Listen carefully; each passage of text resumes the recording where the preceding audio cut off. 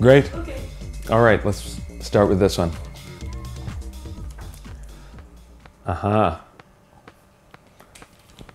Okay, so this is a Hot Chip album.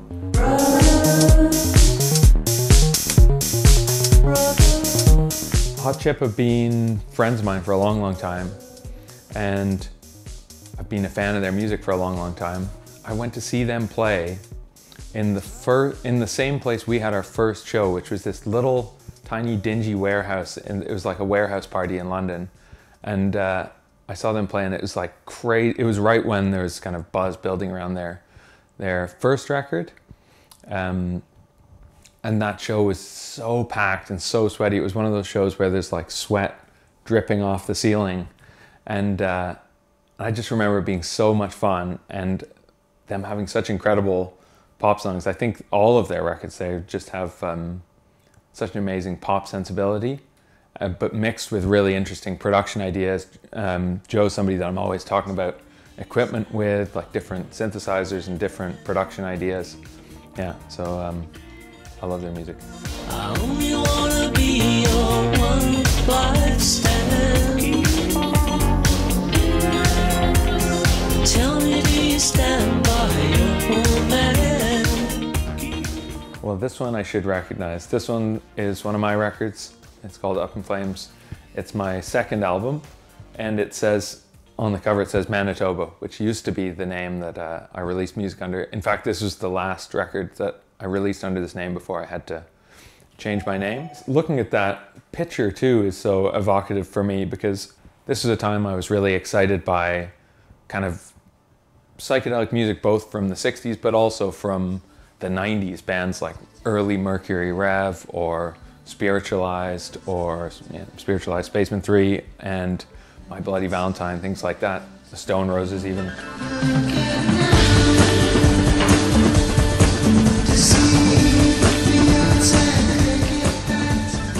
So after this record came out, we were touring, and we played a tiny little show in Los Angeles. And during the sound check, we were setting up and sound checking, and the owner of the bar came up to me and was like, "Oh, there's somebody at the door that knows your brother." And I was like, "Well, that's interesting, because I don't have a brother." But I went to the door anyway, and the person who was standing there just handed me this piece of paper and said, "You've been served." It was like a private investigator that had been hired to serve me with a court summons. And this guy in New York had sued me because his name is Handsome Dick Manitoba, which is obviously not the same name as that, but includes the same word, which this is the name of a province in Canada. That was just, like, my whole world just kind of melted around me, So I just had to change the name and move on.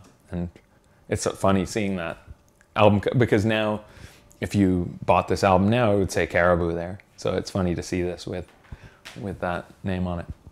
Okay. Great. Next one. So this is Owen Pallett's recent album, In Conflict. On the day that you find your 30s have left you childless. Owen collaborated on my new record. He's a big part of, he played violin on several of the tracks, but he also was one of the main people that I asked their opinion really early on, and he changed lots of things about the records, helped me kind of understand what would make tracks better and worse, even on the ones that he didn't play on. And at the same time, Owen's also the busiest guy in the world. He'd been doing just that, but he was also writing a ballet, I believe. He'd also written a violin concerto. He was touring with Arcade Fire. He had been nominated for an Oscar for his score for the Spike Jonze film, Her. I didn't think it was ever going to happen, but he's amazing. I don't know how he does it and does as much as he does. And so well, everything he does is amazing, so yeah. Okay,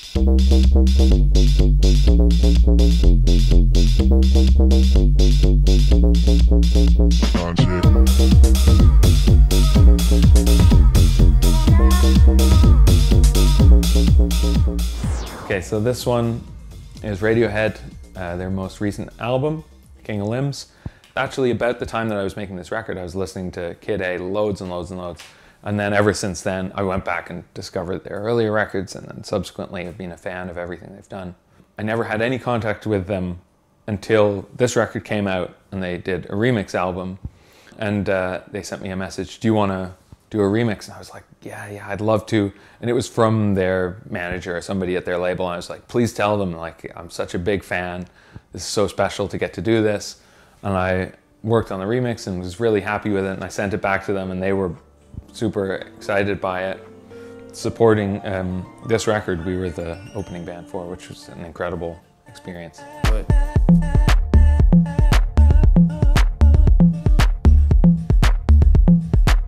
Well, this one I should be able to talk about because I've been doing that a lot recently. This is my new record, Our Love. Yeah, maybe it's these two are sitting next to one another. It makes me think about what has changed in between those years for me. This is the most different thing for me about it, is that it includes, in the lyrics, but in the whole texture and context of this album, includes my whole life, all my friends and family. That's the big thing for me with this record. After Swim came out and after we toured with Radiohead and all these incredible things, we'd had so many great experiences that were great because Swim had connected with people. So this is the result, I guess.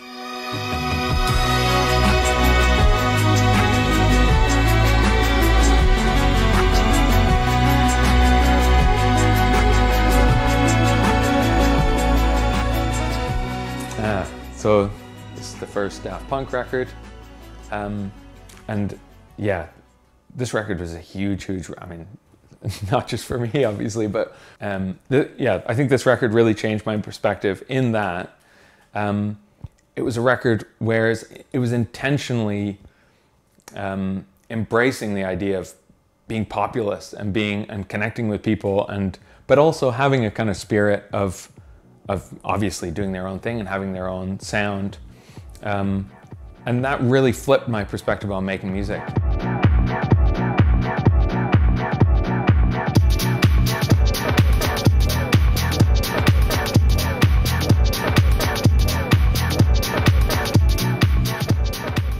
Okay, so this is an album by Four Tet called Rounds.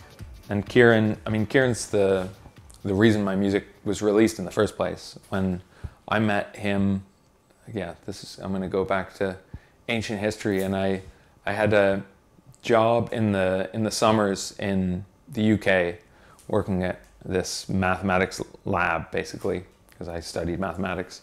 I was working at this job, but I really wanted to, the UK is a wonderful place for music. I just got a tent and I went to a British music festival without knowing a single person, because I just arrived basically, and I thought, well, I'm just gonna go and I'm gonna meet people. I'd watched Kieran's band at the time, Fridge, play, and I saw him doing a DJ set, and then afterwards him and his friends were just sitting around, and I went up and started talking to them out of the blue and saying, I like your music, started making conversation with them, and they were all such lovely people, and Kieran in particular gave me his contact and I was like, could I send you some music sometime? He's definitely the person in the world that I kind of feel musically closest to. When I hear the music that he makes and the music that I'm making, even there have been times when it's been closer to each other and more different from one another, but we always have the same mentality about it. And he's the person whose opinion I trust most. I know if he likes something, then I will probably like it. So if I'm not sure about something I'm working on, I've kind of lost perspective, asking him is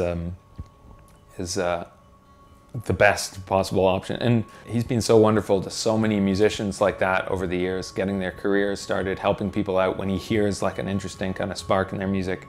It's something that I definitely try to do if people kind of approach me. I listen to kind of any demo that I get sent, because that's how my career started out in the first place.